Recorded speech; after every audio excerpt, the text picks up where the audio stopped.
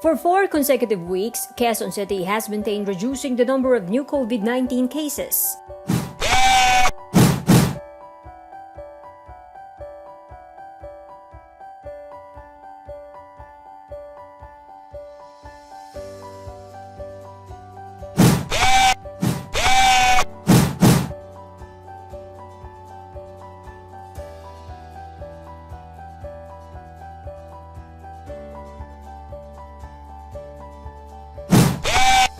The city government has launched Race to Zero campaign to encourage and challenge barangays to sustain the drop in the number of daily cases in Quezon City.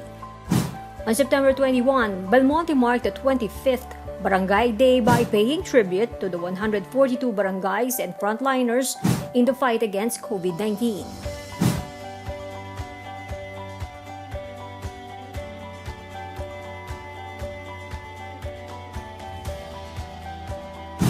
Winning barangays were given cash gifts from 50,000 to 200,000 pesos.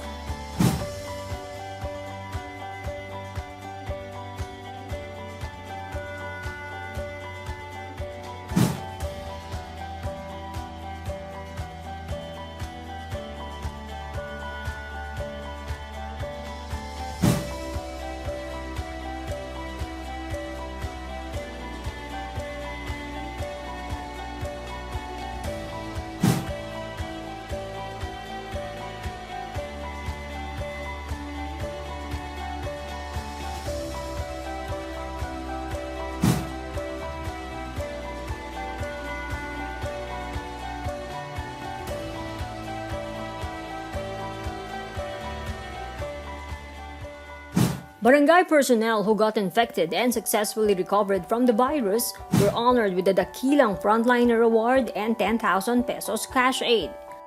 Infected barangay frontliners who died while doing their jobs were also given the Dakilang Frontliner Award. Their families received 20,000 pesos financial assistance.